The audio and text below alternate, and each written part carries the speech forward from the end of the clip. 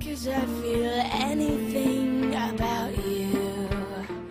So don't flatter yourself thinking that Welcome to another book review from me. Today I will be reviewing Flesh by Philip José Farmer. This is a book that is my favorite book. This was my series before was my favorite, Little House on the Prairie, but this has been one of my favorite books. I don't think I've ever read a science fiction book. I didn't know what science fiction meant. So I took the word fiction first, and then fiction means fantasy, storytelling, and then I put science in front of it. So it was fantasy with science undertones.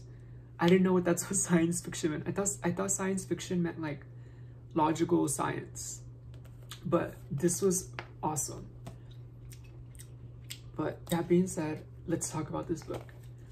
So when you first start reading it, there is a prelude. I'm going to tell you to skip the prelude like I did and go to chapter 1. Because the prelude, it's like so many concepts and so many words. Like I could tell a man wrote it. So I was like, I'm gonna put this book down. And then I picked it up and went to the first chapter, and I understood it right away. I understood the story that he was trying to build. So that is my tip for you.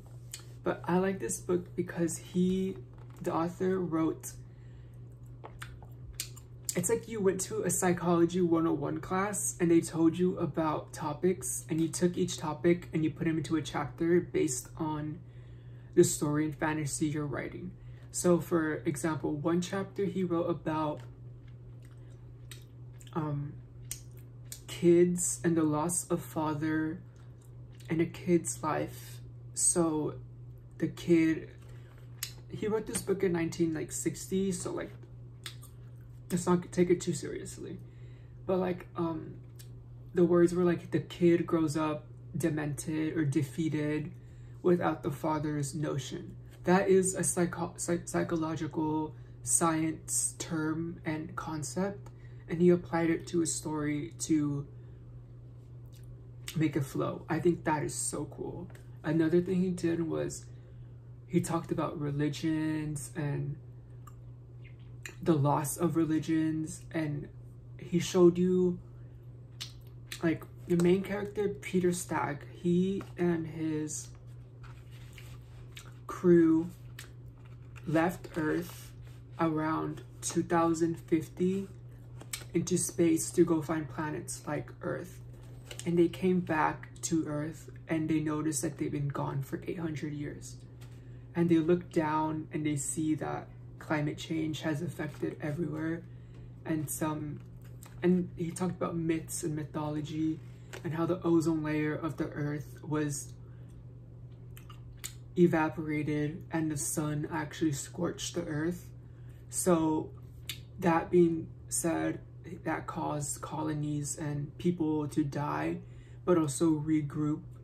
And in that regrouping, they also regroup their morals, their thoughts, their religions, their emotions, and they actually went backwards in life. So instead of like trying to go into space, trying to learn about the self, trying to learn about science and mathematics, they actually scratched all of that and went back to like the Stone Age, the caveman days, like believing in mythology and throwing away the Bibles.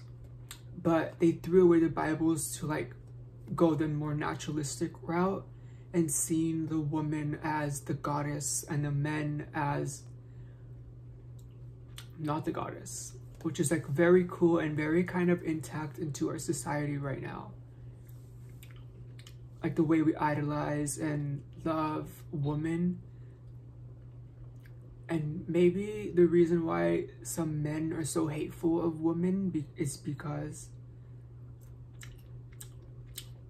women can do something that man can't, which is create life.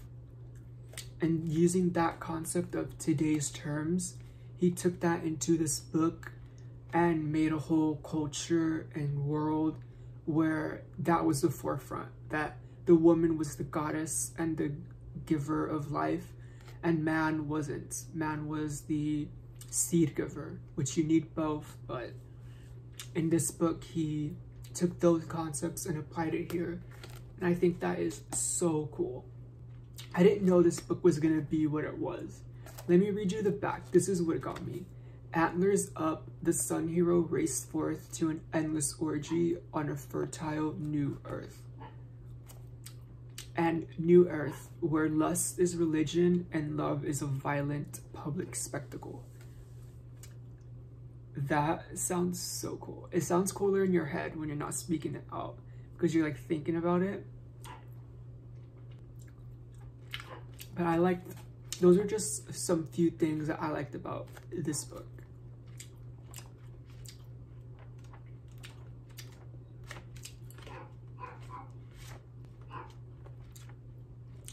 It just made you think, because he wrote this in 1960 about the future, and some concepts that were famous or even taboo back then are still famous now and also still taboo now. So like things don't change that quickly. It takes like 800 years for things to change. So, and that being said, that makes you like not take people so seriously or think people are so smart or so like not unsmart.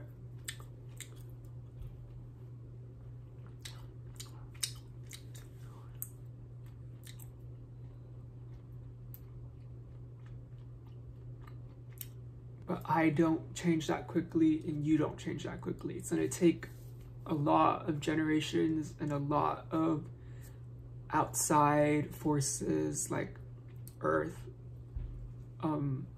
the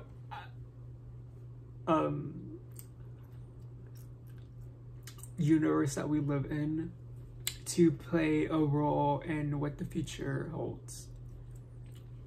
So I recommend Flesh to you. What a cool name.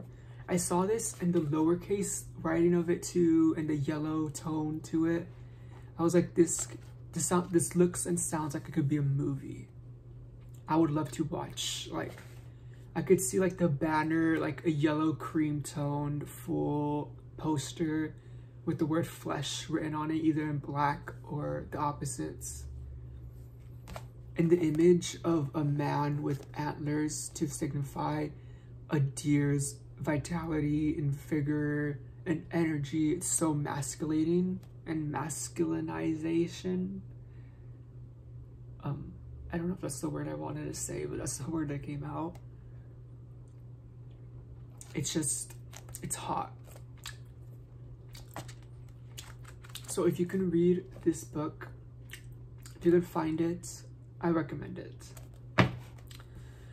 Peace out from my flesh to you.